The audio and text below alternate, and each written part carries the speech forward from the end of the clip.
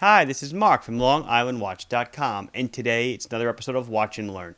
Watch and Learn was started last year, I think it was last year, to answer questions that a lot of people had and to really introduce people to watches. Maybe you know a lot but want to know more, and then so obviously a lot of the ideas come out of my head on just reading around, and then a lot of the ideas come from you guys when you put them in the comments down below. Do that. I read them all, and I do like to see the ideas.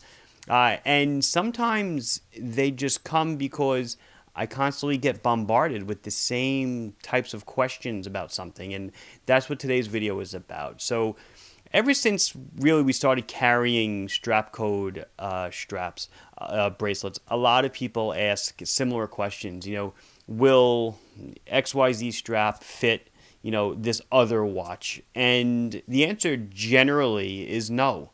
And I'm going to show you why. And we'll, kind of break it down. I got a couple different watches here and, one bracelet. I'm going to show you why it does not fit. And if it doesn't fit, what are your options? So I'll do a wrist check.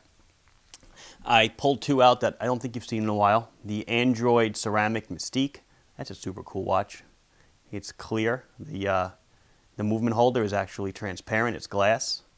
And then on the other wrist, here is a Seiko 5 that you probably, well, there it goes, have not seen in a long time. SKX007 or something. I'm not exactly sure. I probably sold this watch like 8 or 9 years ago. Anyway, let's head on over and check out bracelets.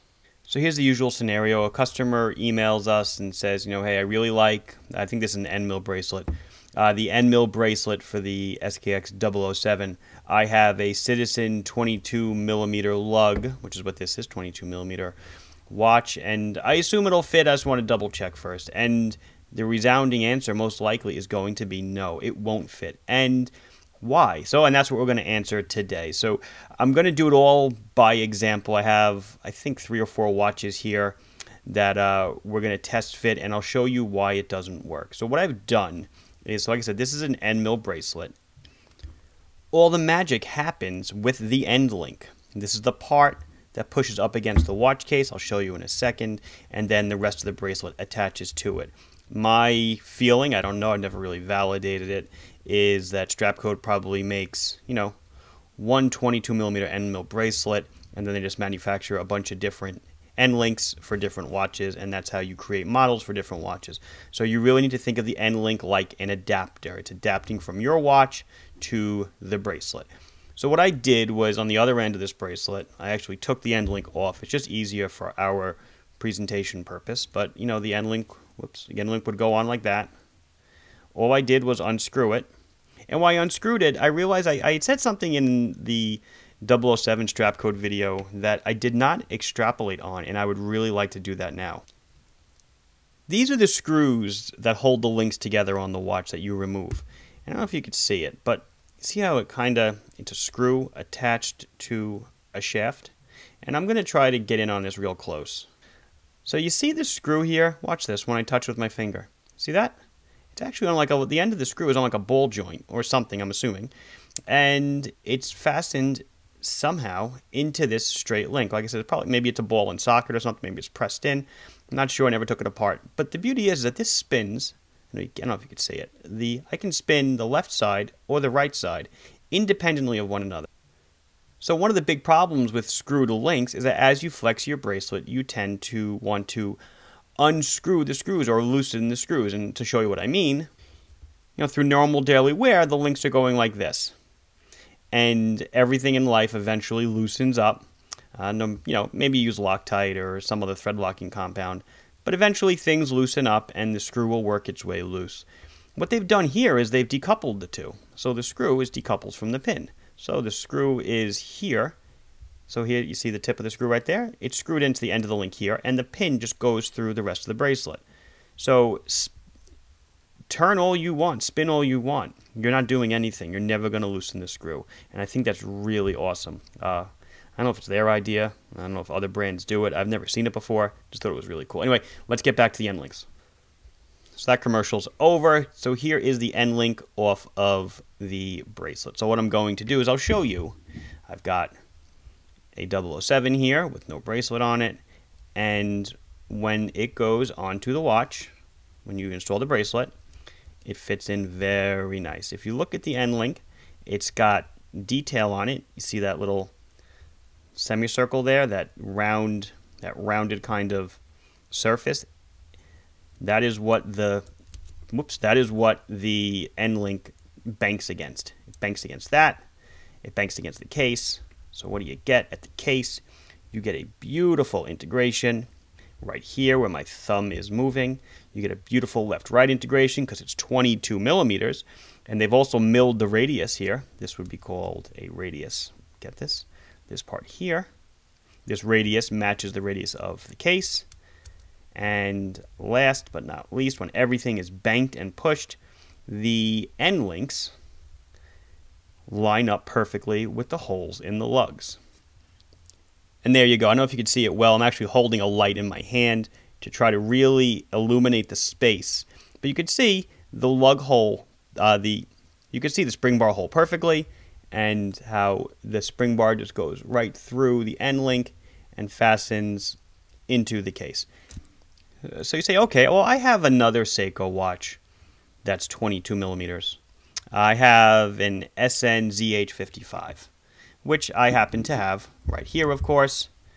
It's 22 millimeters. It's Seiko. It's around the same case size, so this part here, the radius, it'll meet up, and so I just put it on and I'm done. Well, let's see what happens. So when you put this on and you bank this surface against here, and you bank it against the watch, I actually can't even bank it against the watch. It's actually rotating on me because I can't find a steady ground, but there you go. Look at where the pinhole for the lugs is laying. That spring pinhole is right there. Even if I try to make it meet, I can, but now the end link is going to rattle because it's not seated properly here. And I don't even know, honestly, I doubt that even if I could get the pin in here, that it would even fasten. And if it did, it would fasten, right around somewhere like that point. And there you go. You see how it would look? It would be open at the case, and it would rattle back and forth because it's not banked against the two surfaces like it needs to be, right? So that's one example of why it won't work. So you say, well, you know what? I have an Orient Ray, 22 millimeters. It's not made by Seiko, but so what? It's 22, again, around the same case size. What's going to happen? Here, I do it. I push it. I'm actually now, I can get it to bank. But look at it. Look at the integration. See how high the link is going to sit up from the case? And again, I don't even know if the spring pin will find its home. It probably won't. It looks like it's way offset. And again, this will not work. Will not work. And then one final one I want to show you is just another Orient. It's a Mako XL. It's seen better days. Believe it or not, a customer returned this to me and told me that, he woke up one morning and it was like this. After I'd read his post on Reddit that said he dropped his watch right here and the crystal cracked, asking if there's anything he can do on Reddit, and everyone said, no, just replace the crystal. An hour later, I get an email from someone who had a Mako XL Black that he just purchased, and all of a sudden he woke up one morning and the crystal was shattered. So the pictures on Reddit just showed that with the crack. He returns the watch. It looks like this. It was amazing. I couldn't believe it. I went back to Reddit and his account was deleted. Anyway, some people are not totally honest. So here, now we have a 46 millimeter case. We put the link in. So the first problem we're kind of going to have is that it's not going to seat against the case flush because this is a 46 millimeter diameter curve, if you will. And this one is cut for a 007, which is like 42. So even these two radii are not even going to meet properly. Left to right 22, we're good. But then again, when we go to bank it against the case, we see the end link is sticking up. So what's happening? Why is all of this happening? Well, like I said in the beginning, Strapcode, basically custom cuts the end links, or any manufacturer for that matter, if it's a suite integration like these are.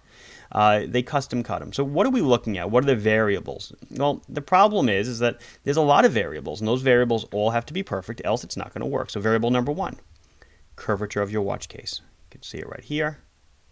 See it right here. The case is, what, 42 millimeters in diameter, so it's a 21 millimeter radius that's drawn out from here when they machine the case.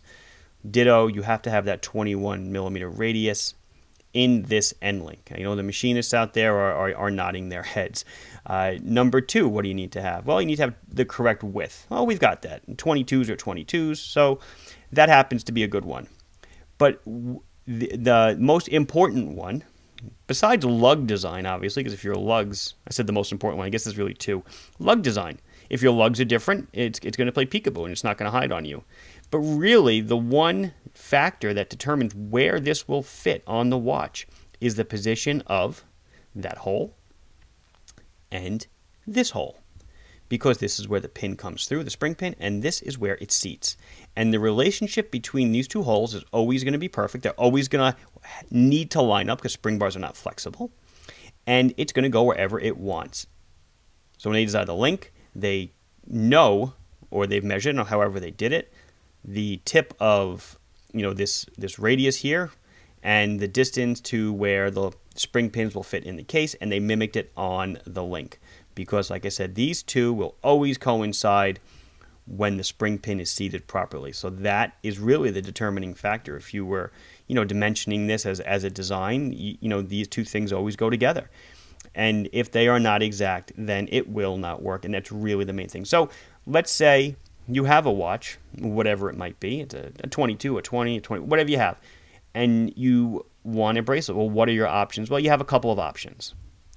So here is a 22 millimeter mesh bracelet from Volmer. And as you can see, it's a straight end link. Straight, no curve. And it would sit right here, and straight will almost always work. It goes in between there. You put a spring pin in, and that is the look. Wherever the holes line up, I really can't see them, but they will line up, and that's the look you're going to get. But you say, you know what? I really want a curved end link. What can I do? So if you want curve, Volmer and Stibe and a bunch of these companies also make curved end link bracelets. But what they've done is they've made the curve much larger than the radius of the watch. So I'm trying to, my depth perception is way off. So that when it goes in here, you can see it's curved a little bit, but it's curved far enough away from the case that it's not going to interfere. So it's a more, I don't know, a better fit, if you will, if you're looking for a curved end link. There's less space between the 2, but it's still a curved link and it looks nice. You take a spring bar, you put a little bend in it in the middle, and it slips right through. And there you have a curved end link bracelet.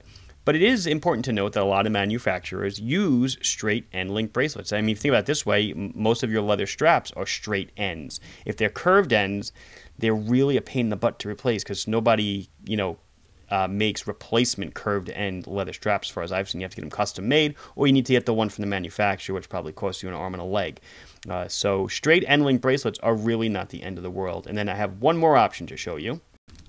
So you say, I really want a super oyster look on my watch. Well, we now carry by Strapcode. We have oysters and jubilees. We have straight end links, and there you go. So it would fit in just like that. It's a little bit of a beefier end link, so it doesn't look as empty in the watch case, but I'm trying to line it up exactly.